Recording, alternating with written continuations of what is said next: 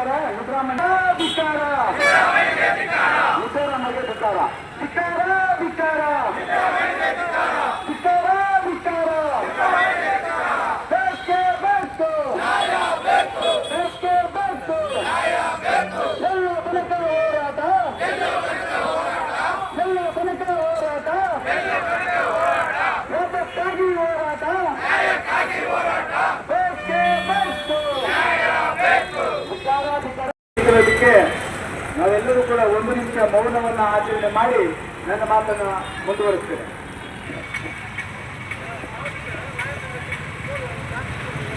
ಕಾಂಗ್ರೆಸ್ ಸರ್ಕಾರ ಅಧಿಕಾರಕ್ಕೆ ಬಂದಾಗಿನಿಂದ ಇಲ್ಲಿಯ ತನಕ ರಾಜ್ಯದ ಜನರ ವಿರುದ್ಧವಾಗಿ ನಡೆದುಕೊಳ್ಳತಕ್ಕಂಥ ಸರ್ಕಾರ ಒಂದು ಕಡೆ ಆದರೆ ರಾಜ್ಯದಲ್ಲಿ ಅಶಾಂತಿಯನ್ನು ಉಂಟು ಮಾಡಿ ದಿನನಿತ್ಯ ಒಂದಲ್ಲ ಒಂದು ರೀತಿ ಜನಸಾಮಾನ್ಯರ ಕಗ್ಗೊಲೆಗಳು ನಡೀತಾನೆ ಬರ್ತಾ ಇದೆ. ಒಂದು ಕಡೆ ರೈತರ ಆತ್ಮಹತ್ಯೆ, ಮತ್ತೊಂದು ಕಡೆ ಹೆಣ್ಣು ಮಕ್ಕಳು ನಿರ್ಭೀತ ಭಯದ ವಾತಾವರಣದಲ್ಲಿ ಬದುಕುವಂತ ಮತ್ತು ಆತ್ಮಹತ್ಯೆಯನ್ನ ಮಾಡಿಕೊಳ್ತಕ್ಕಂಥ ಒಂದು ವಾತಾವರಣವನ್ನ ನಿರ್ಮಾಣ ಮಾಡಿರ್ತಕ್ಕಂಥ ಈ ಕಾಂಗ್ರೆಸ್ ಸರ್ಕಾರ, ಇದರ ಜೊತೆಗೆ ನಮಗೆಲ್ಲರಿಗೂ ಆಟಗಳಂದ್ರೆ ಬಹಳ ಇಷ್ಟನೇ. ಕ್ರಿಕೆಟ್ ಪಂದ್ಯಾವಳಿಯಲ್ಲಿ ಏನು RCB ಅಂತ ಕರೀತೀವೋ ಆಟದಲ್ಲಿ ಪಾಲ್ಗೊಂಡಂತ ಎಲ್ಲ ಕ್ರಿಕೆಟರ್ಗಳು ಗೆದ್ದಂತ ಖುಷಿಯನ್ನ ಹಂಚಿಕೊಳ್ಳೋದ್ರಲ್ಲಿ ನಾವೆಲ್ಲರೂ ಕೂಡ ಈ ಭಾಗಿಯಾಗ್ತೇವೆ. ಆದರೆ ಗೆದ್ದು ಮರುದಿನವೇ ನಾವೇ ಕರೆದು ವಿಜಯೋತ್ಸವನ್ನ ಮಾಡಿ ಅದು ನಮ್ಮ ಸರ್ಕಾರ ನಾವು ಮಾಡಿದ್ದೀವಿ ಅನ್ನುವಂತ ಸಂದೇಶವನ್ನ ಈ ರಾಜ್ಯ ಜನರಿಗೆ ಕೊಡಬೇಕು ಅಂತೇಳಿ ರಾಜಕೀಯ ದುರುದ್ದೇಶದಿಂದ ಕಾರ್ಯಕ್ರಮವನ್ನು ನಿರೂಪಿಸಿದ್ರು. ಇದಕ್ಕೆ ಮುಂಚಿತವಾಗಿ ಕಳೆದ 18 ವರ್ಷಗಳಿಂದ RCB ಪಂದ್ಯಾವಳಿಯಲ್ಲಿ ಗೆದ್ದಿಲ್ಲ. ಹಾಗಾಗಿ ಈ ವಿಜಯೋತ್ಸವನ್ನ ಮಾಡಿದ್ರೆ ಲಕ್ಷಾಂತರ ಜನ ಪಾಲ್ಗೊಳ್ಳುವಂತ ನಿರೀಕ್ಷೆ ಇದೆ. ಅದಕ್ಕಾಗಿ ಪೊಲೀಸ್ ಬಂದೋಬಸ್ತ್ ಕೊಡುವುದಕ್ಕೆ ನಮಗೆ ಕಷ್ಟ ಸಾಧ್ಯ ಆಗ್ತಾ ಇದೆ. ಒಂದು ವಾರ ಬಿಟ್ಟು ನಂತರ ಕಾರ್ಯಕ್ರಮ ಮಾಡಿದ್ರೆ ಕಾರ್ಯಕ್ರಮ ಯಶಸ್ವಿ ಆಗ್ತದೆ ಅಂತೇಳಿ ಬೆಂಗಳೂರು ನಗರದ ಕಮಿಷನರ್ ಅಂತ ದಯಾನಂದರು ಕೂಡ ಮುಖ್ಯಮಂತ್ರಿಗಳಿಗೆ ಉಪಮುಖ್ಯಮಂತ್ರಿಗಳಿಗೆ ಹೇಳಿದ್ದಾರೆ.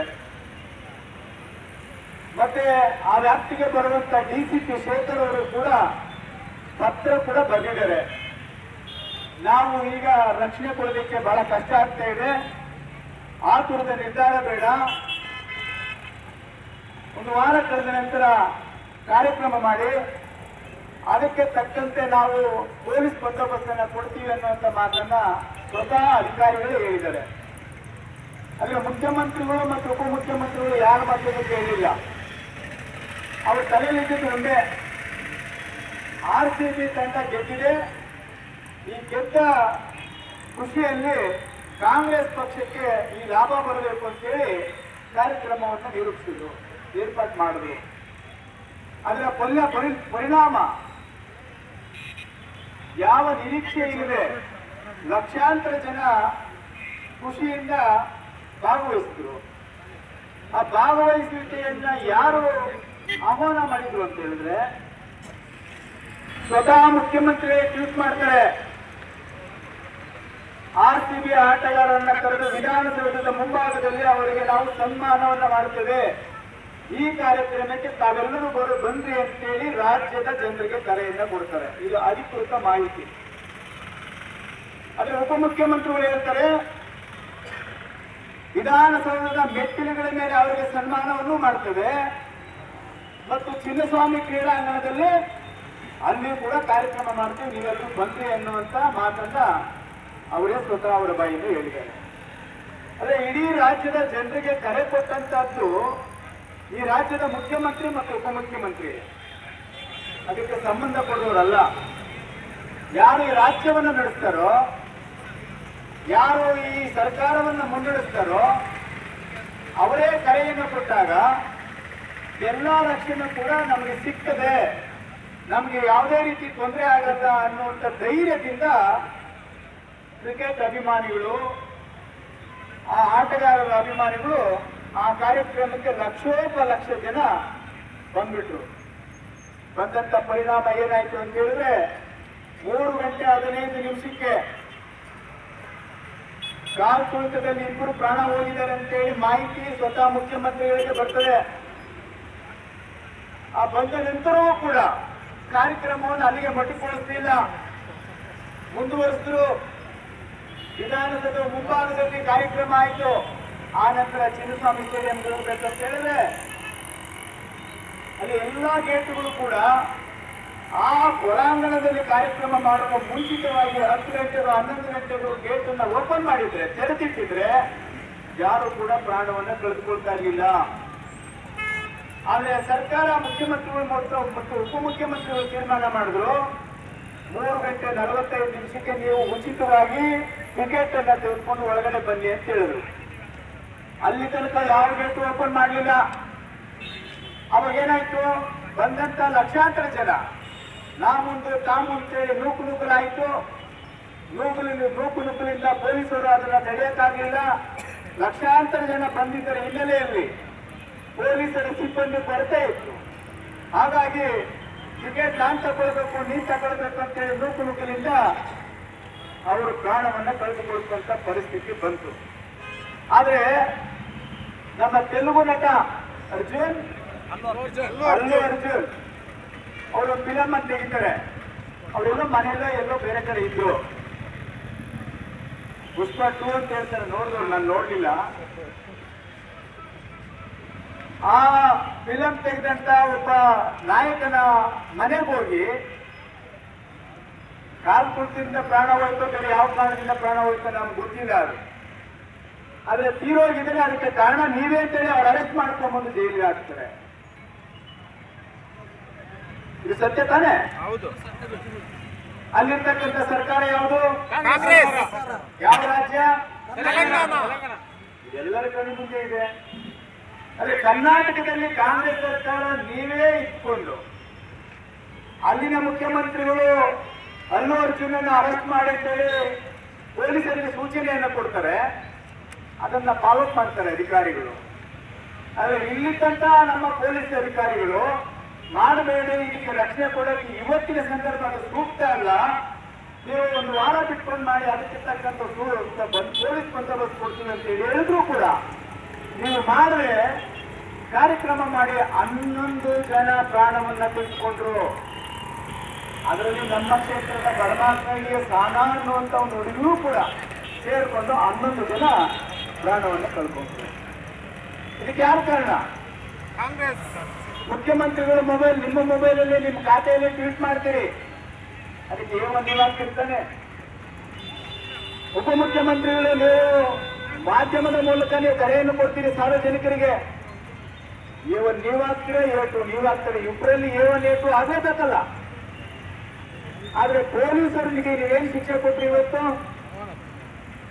ನಮ್ಮನ್ನ ಕಾಯುವಂತ ಪೊಲೀಸ್ ಸಿಬ್ಬಂದಿಯವರಿಗೆ, ನಮಗೆ ರಕ್ಷಣೆ ಕೊಡುವಂತ ಪೊಲೀಸ್ ಅಧಿಕಾರಿಗಳಿಗೆ ಯಾವುದೂ ತಪ್ಪು ಮಾಡದೆ ನಿಮಗೆ ಅಲ್ಲಿ ಏನ್ ನಡೀತದೆ ಅನ್ನುವಂತ ಮಾಹಿತಿಯನ್ನ ಮುಂಚಿತವಾಗಿ ನಿಮಗೆ ಕೊಟ್ಟರೂ ಸಹ ಅವರ ಮಾತನ್ನು ಧಿಕ್ಕರಿಸಿ ನೀವು ಕಾರ್ಯಕ್ರಮ ಮಾಡಿದ್ರಲ್ಲ, ನಿಮ್ಮನ್ನ ಈ ರಾಜ್ಯದಿಂದ ದೂರ ಹಾಕ್ಬೇಕಾಗಿತ್ತು. ಪೊಲೀಸರು ಅವತ್ತೇ ನಿಮ್ಮ ವಿರುದ್ಧ FIR ಮಾಡಬೇಕಾಗಿತ್ತು. ಆದ್ರೆ ಸರ್ಕಾರ ನಿಮ್ಗಿದೆ, ಅವರಿಗೆ ಭಯ, ನಮಗೆಲ್ಲ ವರ್ಗಾವಣೆ ಮಾಡಿಬಿಡ್ತಾರೋ ಮತ್ತೆ ಇನ್ನೇನು ನಮಗೆ ಶಿಕ್ಷೆ ಬರ್ತದೋ ಅಂತೇಳಿ ಅವರ ಭಯದಿಂದ ಅನಿವಾರ್ಯವಾಗಿ ಒಪ್ಕೊಳ್ಬೇಕಾಯ್ತು. ಅವರು ಅವತ್ತಿನ ದಿನ ಪೊಲೀಸ್ ಸಿಬ್ಬಂದಿ ಸಾಕಾಗ್ಲಿಲ್ಲ. ಪೊಲೀಸರು ಏನ್ ತಪ್ಪಿತ್ತು, ಅವ್ರೇನ್ ಪಾಪ ಮಾಡಿದ್ರು? ಇವತ್ತು ಧರಣಿ ಮಾಡ್ತಾ ಇದೀವಿ ಭಾಗದಲ್ಲಿ, ಈ ಸ್ಥಳದಲ್ಲಿ. ನಮ್ಗೆ ಪೊಲೀಸರು ಏನಾದ್ರೂ ತೊಂದರೆ ಆದ್ರೆ ನಮ್ಮ ರಕ್ಷಣೆ ಕೊಡೋದೇ ಪೊಲೀಸರು. ಅವರು ಕೂಡ ನಾವು ಗೌರವ ಕೊಟ್ಟು ನಡ್ಕೊಳ್ಬೇಕಲ್ಲ. ನಮ್ಗೆ ಹೇಗ್ ಬಂದ್ರೆ ನೋಡ್ಕೊಂಡೆ, ಇದು ಪ್ರಜಾಪ್ರಭುತ್ವದ ವ್ಯವಸ್ಥೆಯಲ್ಲಿ ಎಲ್ಲರಿಗೂ ಸಮಾನವಾದಂತ ಹಕ್ಕಿದೆ. ಇದು ಬಾಬಾ ಸಾಹೇಬ್ ಅಂಬೇಡ್ಕರ್ ಕೊಟ್ಟಂತ ಹಕ್ಕು. ಇದನ್ನು ಮೀರಿ ನೀವು ಸರ್ವಾಧಿಕಾರ ಧೋರಣೆಯನ್ನ ಅವತ್ತು ನೀವು ತೋರಿದ್ರಿಂದ 11 ಜನ ಅಮಾಯಕ ಯುವಕರ ಪ್ರಾಣ ಹೋಯ್ತಲ್ಲ, ಆ ಕುಟುಂಬಕ್ಕೆ ಯಾರ ದಿಕ್ಕು? ಒಬ್ಬ ಮಕ್ಕಳು ಇರ್ತಕ್ಕಂಥವ್ರು ಕಳ್ಕೊಂಡಿದ್ದಾರೆ. ಇವತ್ತು ಅವ್ರ ಕುಟುಂಬ ಯಾವ ರೀತಿ ಪರಿತಪಿಸ್ತಾ ಇದೆ, ಕಳೆದುಕೊಂಡ ಮಗಳ ದುಃಖವನ್ನ ಭರಿಸಲಾಗದೆ, ಅದನ್ನ ತಡ್ಕೊಳ್ಳಾಗದೆ ಇವತ್ತು ಅವರ ಕುಟುಂಬಕ್ಕೆ ಯಾರೂ ಹೋಗಿ ಮಾತಾಡ್ತಾ ಇಲ್ಲ. ಸರ್ಕಾರ ಏನ್ ಮಾಡ್ತು? 10 ಲಕ್ಷ, 15 ಲಕ್ಷ, 20 ಲಕ್ಷ ಪರಿಹಾರವನ್ನು ಘೋಷಣೆ ಮಾಡ್ತು. ಇದರಿಂದ ಮಗು ಪ್ರಾಣ ಬರುತ್ತೇನು? ಆ ಪ್ರಾಣ ತೆಗೆದುಕೊಂಡಂತ ಹೋದಂತ ದಿನವೇ ನಾವು ಪ್ರತಿಭಟನೆಯನ್ನು ಮಾಡಲಿಲ್ಲ. ನಾವು ಮಾಧ್ಯಮದ ಮೂಲಕ ನಾವು ಮುಖ್ಯಮಂತ್ರಿಗಳಿಗೆ ಆಗ್ರಹ ಮಾಡಿದ್ವಿ.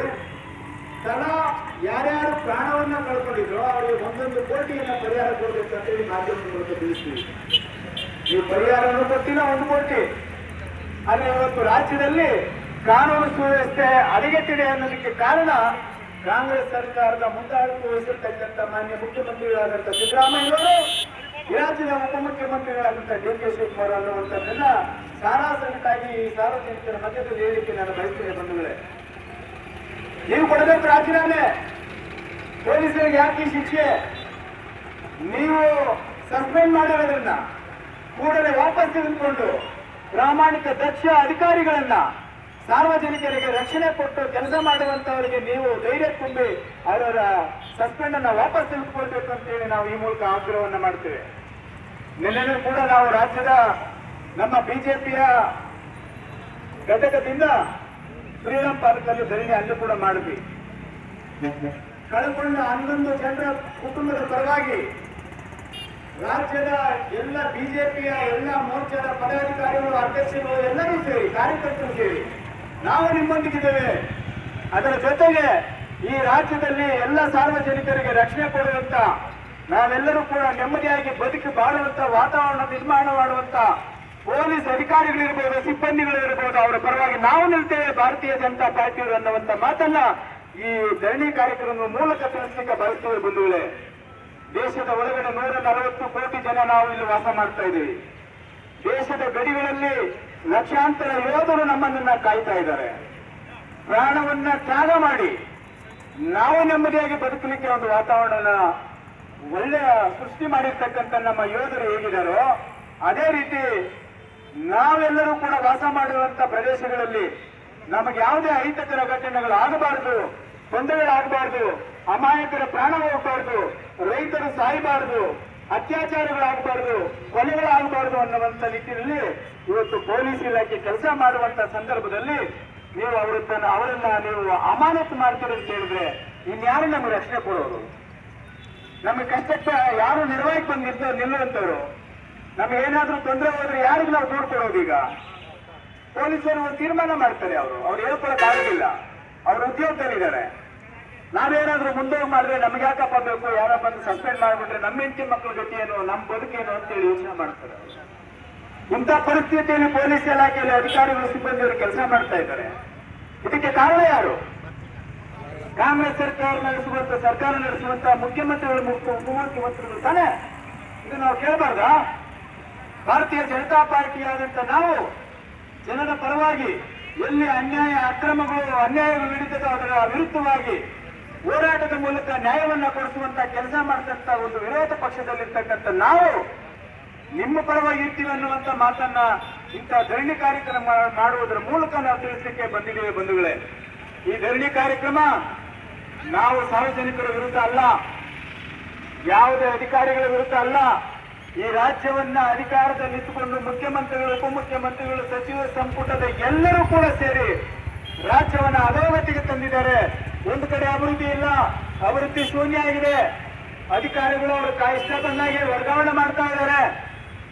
ಅದಲ್ಲದೆ ಯಾವ ಸಂದರ್ಭದಲ್ಲಿ ಯಾವ ನಿರ್ಧಾರಗಳನ್ನು ತೆಗೆದುಕೊಳ್ಬೇಕಂತ ಮುಂದಾಲೋಚನೆ ಇರದೆ, ಅಧಿಕಾರಿಗಳಿಗೆ ಪೂರ್ಣ ಸಹಕಾರವನ್ನು ನೀಡಿದೆ, ಅವ್ರಿಗೂ ಕೂಡ ನೀವು ಗೌರವವನ್ನು ಕೊಡದೆ ನೀವು ತೆಗೆದುಕೊಳ್ತಕ್ಕಂಥ ನಿರ್ಧಾರಗಳಿಂದ ಈ ರೀತಿಯ ಅಮಾಯಕರ ಪ್ರಾಣ ಬಲಿ ಆಗ್ತಾ ಇದೆಯಲ್ಲ, ಇದಕ್ಕೆ ಕಾರಣ ನೇರ ಹೊಣೆ ಕಾಂಗ್ರೆಸ್ ಸರ್ಕಾರ ಮತ್ತು ಮುಖ್ಯಮಂತ್ರಿಗಳು ಮತ್ತೆ ಉಪಮುಖ್ಯಮಂತ್ರಿಗಳಾದಂಥ ಡಿ.ಕೆ. ಶಿವಕುಮಾರ್ ಅನ್ನುವಂಥ ಮಾತನ್ನ ಈ ಸಂದರ್ಭದಲ್ಲಿ ಹೇಳ್ತಾ ಇದ್ದೀವಿ. ಬಂಧುಗಳೇ, ಈ ಕಾರ್ಯಕ್ರಮದಲ್ಲಿ ನಮ್ಮ ಮುಖಂಡರಾದಂಥ ನಮ್ಮ ಕಾರ್ಯಕರ್ತರು, ಜವಾಬ್ದಾರಿಯುತ ಪದಾಧಿಕಾರಿಗಳು, ವಿಶೇಷವಾಗಿ ನಮ್ಮಂತ ಲಕ್ಷ್ಮೀನಾರಾಯಣ ಶರ್ಮಾ ಅವರು, ನಗರದ ಅಧ್ಯಕ್ಷರಂತ ಸುರೇಶ್ ಅವರು, ನಮ್ಮ ಬಾಲಕೃಷ್ಣಣ್ಣ ಅವರು, ಇನ್ನುಳಿದಂತ ಎಲ್ಲ ನಮ್ಮ ಮುಖಂಡರು, ಪ್ರಧಾನ ಕಾರ್ಯದರ್ಶಿಗಳಂತ ಪಾಂಡ್ಯನ್ ಅವರು, ನಮ್ಮ ಸುನೀಲ್ ಅವರು, ಇನ್ನುಳಿದ ಎಲ್ಲ ಮುಖಂಡರು, ನಮ್ಮ ರಾಜು ಅವರು, ಮೇಘನಾಥ್ ಅವರು, ಇವರೆಲ್ಲರೂ ಸೇರಿ ತಕ್ಷಣವೇ ನಿನ್ನೆ ಧರಣಿ ಕಾರ್ಯಕ್ರಮ ಮಾಡಬೇಕು ಅಂತ ಹೇಳಿದಾಗ ಪೊಲೀಸ್ ಇಲಾಖೆಗೆ ಮಾಹಿತಿಯನ್ನು ಕೊಟ್ಟು ನಾವು ಈ ಸರ್ಕಲ್ ಅಲ್ಲಿ ಮಾಡಿ ಅಂತ ಹೇಳಿ ನನಗೆ ನಮ್ಗೆಲ್ಲರಿಗೂ ಸೂಚನೆಯನ್ನು ಕೊಟ್ಟರು. ನಮ್ಮ ಇನ್ಸ್ಪೆಕ್ಟರ್ ಹೇಳಿದ್ರು ಸೂರಜ್ ಮಲ್ ಸರ್ಕಲ್ ಬೇಡ ಸರ್, ಸಾರ್ವಜನಿಕರಿಗೆ ತೊಂದರೆ ಆಗುತ್ತೆ ಅಂತ ಹೇಳಿದ್ರು. ನಾವು ಒಪ್ಕೊಂಡ್ವಿ ಅದನ್ನ. ಪೊಲೀಸರಿಗೆ ನಾವು ಕೂಡ ಸಹಕಾರ ಕೊಡಬೇಕು. ಗಾಂಧಿ ಸರ್ಕಲ್ ಅಲ್ಲಿ ಮಾಡಿ ಅಂತ ಹೇಳಿದ್ರು, ಗಾಂಧಿ ಸರ್ಕಲ್ ನಿಂತು ಮಾಡ್ತಾ ಇದ್ದೀವಿ. ನೀವು ಮಾಡಬೇಡಿ ಅಂತ ಹೇಳಿದ್ರೆ ನೀವು ಮಾಡಿ ತೋರಿಸಿದಿರಿ. ನಾವು ಮಾಡಬೇಡಿ ಅಂತ ಹೇಳಿದ್ರೆ ಅವ್ರಿಗೆ ಸಹಕಾರ ಕೊಟ್ಟು ಧರಣಿ ಕರ್ಕೊಂಡು ಇಲ್ಲಿ ಮಾಡಿದ್ದೀವಿ. ಈ ಸರ್ಕಲ್ಗೂ ಆ ಸರ್ಕಲ್ಗೂ ನಿಂದುವರಿದಿದೆ ಅಷ್ಟೇ. ಇಲ್ಲಿ ಮಾತಾಡಿದ್ರು ನನ್ನ ಮಾತು ಕೇಳ್ತಾರೆ, ಅಲ್ಲಿ ಮಾತಾಡಿದ್ರು ನಮ್ಮ ಮಾತು ಕೇಳ್ತಾರೆ. ಅದಕ್ಕಾಗಿ ಪೊಲೀಸರಿಗೂ ನಮ್ಗೆ ವಾಗ್ವಾದ, ಹೌದಲ್ಲ? ನಾಳೆ ನಮ್ಮ ಕಾರ್ಯಕರ್ತರು ಎಲ್ಲ ಹೋಗಿ ದೂರು ಕೊಟ್ಟಾಗ ಬಿಜೆಪಿಯವರು ಪರವಾಗಿಲ್ಲಪ್ಪ, ಅಧ್ಯಕ್ಷರು ಬಂದಿದ್ದಾರೆ, ಕಾರ್ಯಕರ್ತರು ಬಂದಿದ್ದಾರೆ, ಅವ್ರು ಒಳ್ಳೆ ಸಂಸ್ಕಾರ ಇದೆ, ಒಳ್ಳೆ ಕೆಲಸ ಮಾಡ್ತಾರೆ, ಅವ್ರಿಗೆ ರಕ್ಷಣೆ ಕೊಡ್ಬೇಕು, ಅವ್ರ ದೂರನ್ನ ತಗೋಬೇಕು ಅಂತ ಅವ್ರಿಗೂ ಒಳ್ಳೆ ಮನಸ್ಸು ಬರ್ಬೇಕಲ್ಲ. ಕಾಂಗ್ರೆಸ್ ಅವ್ರ ತರ ಆಗ್ಬಾರ್ದಲ್ಲ. ಅದಕ್ಕಾಗಿ ಈ ಕೆಲಸ, ಅದಕ್ಕಾಗಿ ಈ ಧರಣಿ. ಈ ಹೋರಾಟಗಳೆಲ್ಲರೂ ಕೂಡ ಸಾರ್ವಜನಿಕರ ಪರವಾಗಿ, ಕೇವಲ ಭಾರತೀಯ ಜನತಾ ಪಾರ್ಟಿ ಕಾರ್ಯಕರ್ತರಂತ ಅಷ್ಟೇ ಅಲ್ಲ, ಕೆಜಿಎಫ್ ಗ್ರಾಮಾಂತರ ಮತ್ತು ನಗರ ಭಾಗದಲ್ಲಿ ವಾಸ ಮಾಡುವಂತ ಎಲ್ಲ ನಾಗರಿಕರ ಪರವಾಗಿ ಭಾರತೀಯ ಜನತಾ ಪಾರ್ಟಿ ಕಾಲ ಕಾಲಕ್ಕೆ ಎಲ್ಲೆಲ್ಲಿ ಸಾರ್ವಜನಿಕರಿಗೆ ತೊಂದರೆ ಆಗ್ತದೋ, ಎಲ್ಲಿ ಅನ್ಯಾಯಗಳಾಗ್ತದೋ, ಕಾಂಗ್ರೆಸ್ ಸರ್ಕಾರ ಜನರಿಗೆ ವಿರೋಧ ಮಾಡುವಂತ ಯೋಜನೆಗಳನ್ನು ತರ್ತದೋ, ಈ ರೀತಿ ಕೊಲೆಗಡುಕುವ ತೀರ್ಮಾನಗಳು ಎಲ್ಲೆಲ್ಲ ಆಗ್ತದೋ ಅದರ ವಿರುದ್ಧವಾಗಿ ನಾವು ಪ್ರತಿಭಟನೆಗಳನ್ನ ಮಾಡ್ತೇವೆ. ಈ ಸರ್ಕಾರ ತೊಲಗುವವರೆಗೂ ನಮ್ಮ ಹೋರಾಟ ನಿರಂತರವಾಗಿರ್ತದೆ. ಅದಕ್ಕಾಗಿ ನಾವೆಲ್ಲರೂ ಸೇರಿ ಈ ಸಾಂಕೇತಿಕ ಧರಣಿಯನ್ನ ಮಾಡ್ತಾ ಇದ್ದೀವಿ. ಬಂಧುಗಳೇ, ಇದು ನಿಲ್ಲೋದಿಲ್ಲ. ಇನ್ನು ಮುಂದಿನ ದಿನಗಳಲ್ಲಿ ಅನೇಕ ವಿಷಯಗಳನ್ನು ಹೊತ್ತು ಎಲ್ಲ ಭಾಗಗಳಲ್ಲೂ ಕೂಡ ಧರಣಿ ಹೋರಾಟಗಳನ್ನ ಮಾಡ್ತೀವಿ ಅನ್ನುವಂಥ ಮಾತನ್ನ ಹೇಳಿ, ನೀವೆಲ್ಲರೂ ಕೂಡ ಮಾಧ್ಯಮದ ಸ್ನೇಹಿತರು ಕೂಡ ಈ ಕಾರ್ಯಕ್ರಮಕ್ಕೆ ಬಂದು ಇದನ್ನೆಲ್ಲ ಸುದ್ದಿ ಮಾಧ್ಯಮ ಮೂಲಕ ಜನರ ಗಮನಕ್ಕೆ ತರಲಿಕ್ಕೆ ಹೋಗಿದ್ದೀರಿ. ಇನ್ನೂ ಕೂಡ ನಾವು ಅಭಿನಂದನೆಗಳನ್ನು ಸಲ್ಲಿಸ್ತೀವಿ. ನೋಡಿ, ಈಗ ಯಾರಾದ್ರೂ ಮೈಗೂ ಸೇರಿಲ್ಲ ಅಂತ ಹೇಳಿದ್ರೆ ಮೆಡಿಕಲ್ ಶಾಪ್ ಹೋದ್ರೆ 100 ರೂಪಾಯಿ 1000 ರೂಪಾಯಿ ಬಿಲ್ ಆಗುತ್ತೆ. ನಮ್ಮ ಜೈವಿದಲ್ಲಿ ಗಮನಿಸಬೇಕು. ಸಿವಿಲ್ ಆಸ್ಪತ್ರೆ ಕಾಂಪೌಂಡ್ ಒಳಗಡೆ ಜನೌಷಧಿ ಕೇಂದ್ರವನ್ನ ನಮ್ಮ ಕೇಂದ್ರದ ಜನಮೆಚ್ಚಿದ ವಿಶ್ವಮೆಚ್ಚಿದ ನಮ್ಮ ನರೇಂದ್ರ ಮೋದಿಜಿಯವರು ಕೊಟ್ಟಂತ ಯೋಜನೆಯನ್ನ ನಮ್ಮ ಭಾಗಕ್ಕೂ ತಲುಪಬೇಕಂತೇಳಿ ಜನೌಷಧಿ ಕೇಂದ್ರವಾಗಿ ಸ್ಥಾಪನೆ ಆಯಿತು. ಆಗ ಇವತ್ತು ತೆಗೆದಿದ್ದೀರಿ ಅದನ್ನ. ಬೇರೆ ಕಡೆ ಅಂಗಡಿಯಲ್ಲಿ ನೀವು 100 ರೂಪಾಯಿ ತೆಗೆದ್ರೆ ಅಲ್ಲಿ 20 ರೂಪಾಯಿ ಸಿಗ್ತಾ ಇತ್ತು. ಅನೇಕ ಜನ ಇವತ್ತು ಆರೋಗ್ಯ ಸರಿ ಇಲ್ಲದೆ ಅಂತಕ್ಕಂಥ ವ್ಯಕ್ತಿಗೆ, ಕೂಲಿ ಮಾಡುವಂತ ಒಬ್ಬ ಬಡ ವ್ಯಕ್ತಿಗೆ ನೀವು ಮೆಡಿಕಲ್ ಅಲ್ಲಿ ಡಾಕ್ಟರ್ ಬರೆದಂತ ಚೀಟಿಯನ್ನ ತೆಗೆದುಕೊಂಡು ಹೋದ್ರೆ 100 ರೂಪಾಯಿ 1000 ರೂಪಾಯಿ ಬಿಲ್ ಆಗುತ್ತೆ. ಅದೇ ಚೀಟಿಯನ್ನ ಜನೌಷಧಿ ಕೇಂದ್ರಕ್ಕೆ ತೆಗೆದುಕೊಂಡು ಹೋದ್ರೆ ಅಲ್ಲಿ 10 ರೂಪಾಯಿ 20 ರೂಪಾಯಿ 30 ರೂಪಾಯಿ ಆಗುತ್ತೆ. ಯಾರಿಗೆ ಲಾಭ ಇದು?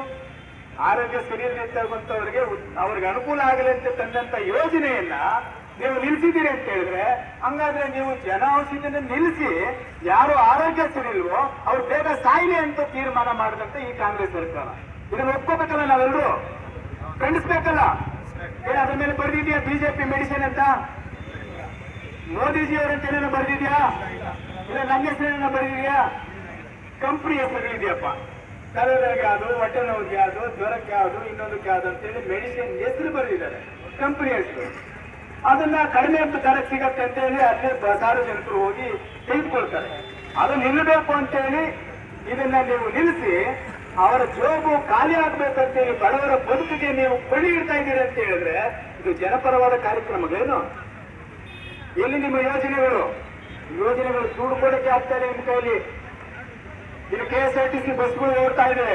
ಇಡೀ ರಾಜ್ಯದಲ್ಲಿರ್ತಕ್ಕಂಥ 1 ಲಕ್ಷ KSRTCನಲ್ಲಿ ಕೆಲಸ ಮಾಡುವಂತ ಕಾರ್ಮಿಕರಿಗೆ 2 ವರ್ಷದ ಅರಿಯರ್ಸ್ ಕೊಟ್ಟಿಲ್ಲ ನೀವು. ಈ ಕಾಂಗ್ರೆಸ್ ಸರ್ಕಾರ 2 ವರ್ಷದಿಂದ ಅರಿಯರ್ಸ್ ಕೊಟ್ಟಿಲ್ಲ ನೀವು. ಅವ್ರು ಇವತ್ತು ಬರೋ ಪರಿಸ್ಥಿತಿ ಬದುಕೇನಾಗಿದೆ ನೀವು ಕೇಳಿ, ಆಮೇಲೆ ಹೋಗಿ. KSRTCನಲ್ಲಿ ಕಂಡಕ್ಟರ್ ಇರ್ಬೋದು, ಡ್ರೈವರ್ ಇರ್ಬೋದು, ಅವ್ರನ್ನ ಕೇಳಿ ನಿಮ್ಗೆ ಅರಿಯರ್ಸ್ ಬಂದಿದ್ಯಾ, ಕಾಲಕ್ಕೆ ನಿಮ್ಗೆ ಸಂಬಳ ಬರ್ತಾ ಇದೆಯಾ ಅಂತ ಕೇಳಿ. ಕೇವಲ ಅದು ಒಂದು ಇಲಾಖೆ ಅಲ್ಲ, ಯಾವುದೇ ಇಲಾಖೆ ತೆಗೆದುಕೊಂಡು ಕೂಡ ಇದಕ್ಕೆ ಸರಿಯಾದ ಸಮಯಕ್ಕೆ ಸಂಬಳ ಕೊಡ್ತಾ ಇಲ್ಲ. ತಾರೀಕು ಬದಲಾಗ್ತಾ ಇದೆ, ಖಜಾನೆ ಖಾಲಿಯಾಗಿದೆ, ರೆವಿನ್ಯೂ ಇಲ್ಲ. ರೆವಿನ್ಯೂ ಬಂದಂತ ರೆವಿನ್ಯೂ ಇವ್ರು ಕೊಟ್ಟಂತ ಗ್ಯಾರಂಟಿಗಳೇನಿದೆ, ಆ 52,000 ಕೋಟಿ ಬೇಕಲ್ಲ ವರ್ಷಕ್ಕೆ, ಅದನ್ನ ತುಂಬಿಸ್ಲಿಕ್ಕೆ ಬರುವಂತ ರೆವಿನ್ಯೂ ಎಲ್ಲ ಖಾಲಿ ಮಾಡಬೇಕು. ಇನ್ನು ಆಡಳಿತದ ವ್ಯವಸ್ಥೆ ನೋಡಕ್ ಹೋದ್ರೆ ಯಾವ ಬಡವನು ಕೂಡ ಇವತ್ತು ಯಾವ ಕಚೇರಿಗೆ ಹೋಗಂಗಿಲ್ಲ. ಆ ಕಚೇರಿ ಮೆಟ್ಲೆತ್ತಿದ್ರೆ ದುಡ್ಡು ದುಡ್ಡು ದುಡ್ಡು ಅಂತ ಕೇಳ್ತಾ ಇರ್ತದೆ. ಮೆಟ್ಲು ಕೇಳ್ತದೆ, ಈಗ ಗೋಡೆ ಕೇಳ್ತದೆ, ಕಿಕ್ಕಿಗಳು ಕೇಳ್ತವೆ, ಅದ್ರ ಜೊತೆಗೆ ಮನುಷ್ಯರು ಕೇಳ್ತಾರೆ ಅಂತ ಹೇಳಿದ್ರೆ ನೀವು ಎಲ್ತರ ದುಡ್ಡು ಹೇಳಿ ಹೇಗಿದೆ? ಅವನಲ್ಲ ಕೇಳ್ತದೆ ಇಲ್ಲ. ಯಾರಾದ್ರೂ ತಾಲೂಕ್ ಆಫೀಸ್ಗೆ ಬೇರೆ ಬೇರೆ ಆಫೀಸ್ಗಳಿಗೆ ಹೋದ್ರೆ ಬೆಳಿ ಜೋಬಿಗೆ ಹೋದ್ರೆ ಸೇರ್ತಾರೆ ನಿಮ್ಮನ್ನ. ಹೌದು ಅಲ್ಲ? ಹೌದು. ಅಲ್ಲಿ ಏನೋ ದುಡ್ಡು ತಗೊಳ್ತಾರೆ ಅಂತಂದ್ರೆ ಇಲ್ಲ ಅಂತಾನ ಗೊತ್ತಾಗಲ್ಲ ಎಲ್ರಿಗೂ. ಅದಕ್ಕೆ ಬಿಜೆಪಿಯ ಕಾರ್ಯಕರ್ತರು, ಬಿಜೆಪಿಯ ಮುಖಂಡರು, ಜವಾಬ್ದಾರಿಯಂತ ಪದಾಧಿಕಾರಿಗಳು ತೆಗೆದುಕೊಳ್ತಕ್ಕಂಥ ತೀರ್ಮಾನಗಳೆಲ್ಲವೂ ಕೂಡ ಜನಪರವಾದಂತ ಹೋರಾಟದ ಕಾರ್ಯಕ್ರಮಗಳು. ನಮಗೆ ಯಾರಿಗೂ ಸ್ವಾರ್ಥ ಇಲ್ಲ, ನಮಗೆ ಯಾರಿಗೂ ಅನ್ಯಾಯ ಆಗಿದೆ ಅಂತೇಳಿ ಬೀದಿಗೆ ಬಂದಿಲ್ಲ. ಈ ರಾಜ್ಯದ ಜನರ ಪ್ರಾಣ ತೆಗಿತಾ ಇದೆ ಈ ಸರ್ಕಾರ. ಪ್ರಾಣ ಹೋಗಬಾರದು ಅಂತೇಳಿ ನಾವು ಹೋರಾಟವನ್ನು ರೂಪಿಸಿದ್ದೇವೆ. ಜನರ ಮೇಲೆ ಇಷ್ಟ ಬಂದಾಗೆ ಬೆಲೆ ಏರಿಕೆಯನ್ನು ಮಾಡಿದ್ದಾರೆ. ದಿನನಿತ್ಯದ ವಸ್ತುಗಳು ಏನ್ ನಾವು ಖರೀದಿ ಮಾಡ್ತೀವಿ ಎಲ್ಲವೂ ಕೂಡ ಗಗನಕ್ಕೇರಿದೆ. ಆದ್ರೆ ಅವ್ರ ಸಂಬಳ ಮಾತ್ರ ಜಾಸ್ತಿ ಆಗಲಿಲ್ಲ, ಅಷ್ಟೇ ಇದೆ. ಬಂದಂತ ಸಂಬಳವನ್ನ ಮನೆಗೆ ತೆಗೆದುಕೊಂಡು ಹೋಗೋದಕ್ಕೆ ಅವ್ರಿಗೆ ಸಾಧ್ಯನೇ ಇಲ್ಲ, ಇಲ್ಲೇ ಖರ್ಚು ಮಾಡಿಸ್ಬಿಡ್ತಾರೆ. ಇನ್ನು ಅನೇಕ ವಿಷಯಗಳೆಲ್ಲ ಮಾತಾಡೋದಿದೆ, ಸಬ್ಜೆಕ್ಟ್ ಡೈವರ್ಟ್ ಆಗೋದು ಬೇಡ. ಇವತ್ತಿನ ವಿಷಯದ ಆಧಾರದ ಮೇಲೆ ಇವತ್ತು ನಾವು ಧರಣಿ ಕಾರ್ಯಕ್ರಮ ಹಮ್ಮಿಕೊಂಡಿದ್ದೇವೆ. ಇದಕ್ಕೆ ಬಂದಿರ್ತಕ್ಕಂಥ ಎಲ್ಲ ಮುಖಂಡರು, ಕಾರ್ಯಕರ್ತರು ಎಲ್ಲರೂ ಕೂಡ ಶ್ರದ್ಧೆಯಿಂದ ಈ ಕಾರ್ಯಕ್ರಮನ ರೂಪಿಸಿದ್ದಾರೆ. ಈ ಹೋರಾಟಗಳು ನಿರಂತರವಾಗಿ ನಡೆಯಲಿ, ಜನಪರವಾದಂತಹ ಕಾರ್ಯಕ್ರಮಗಳನ್ನು ನಾವು ಮಾಡಬೇಕಾಗಿದೆ. ಈ ರಾಜ್ಯದಲ್ಲಿ ಅಧಿಕಾರ ನಡೆಸುವಂತ ಕಾಂಗ್ರೆಸ್ ಸರ್ಕಾರ ಹದಗೆಟ್ಟಿದೆ. ಇನ್ನೇನು ಮುಳುಗು ಹೋಗುವಂತ ಸಂದರ್ಭ ಬಂದಿದೆ. ನವೆಂಬರ್, ಡಿಸೆಂಬರ್ ಆದ್ಮೇಲೆ ರಾಜ್ಯದ ಕಾರ್ಯವೈಖರಿ ಹೇಗೆ ಆಗ್ತದೆ, ಏನೇನು ಆಗ್ತದೆ ಅಂತ ನಾವೆಲ್ಲ ನೋಡೋರಿದ್ದೀವಿ ಸಾಮಾನ್ಯರು. ಅಲ್ಲಿವರೆಗೂ ನಮ್ಮ ಹೋರಾಟ ನಡೀತಾನೆ ಇರಬೇಕು. ನಮ್ಮ ಕ್ಷೇತ್ರದ ಎಲ್ಲ ಜನಸಾಮಾನ್ಯರು ಬಿಜೆಪಿ ತೆಗೆದುಕೊಂಡು ಹೋಗ್ತಕ್ಕಂಥ ಹೋರಾಟಗಳು ಜನಪರವಾದಂತ ಹೋರಾಟಗಳು, ಅದಕ್ಕೆ ನಾವು ಕೈ ಜೋಡಿಸ್ತೀವಿ ಅನ್ನುವಂತ ತೀರ್ಮಾನವನ್ನು ನೀವು ತೆಗೆದುಕೊಳ್ಳಿ ಅನ್ನುವಂತ ಮಾತನ್ನು ಹೇಳ್ತಾ, ಈ ಧರಣಿ ಕಾರ್ಯಕ್ರಮಕ್ಕೆ ನಮಗೆ ಸಹಕಾರವನ್ನು ನೀಡಿದಂತ ಪೊಲೀಸ್ ಇಲಾಖೆ ಅಧಿಕಾರಿಗಳಿಗೂ ಮತ್ತೆ ಮಾಧ್ಯಮದ ಸ್ನೇಹಿತರಿಗೂ, ಈ ಕಾರ್ಯಕ್ರಮದಲ್ಲಿ ಪಾಲ್ಗೊಂಡಂತ ನಮ್ಮ ಪಕ್ಷದ ಎಲ್ಲ ಮುಖಂಡರು, ಕಾರ್ಯಕರ್ತರು ವಂದಿಸಿ ನನ್ನ ಮಾತನ್ನ ಮುಕ್ತಾಯ ಮಾಡ್ತೀನಿ. ಭಾರತ್ ಮಾತಾ ಕಿ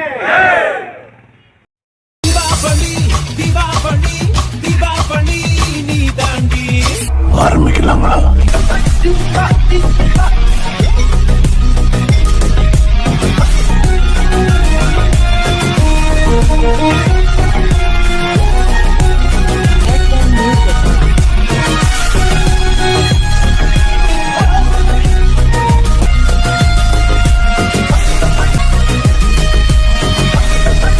தரம் என்றும் நிரந்தரம், தரம் என்றும் நிரந்தரம், தரம் என்றும் நிரந்தரம்.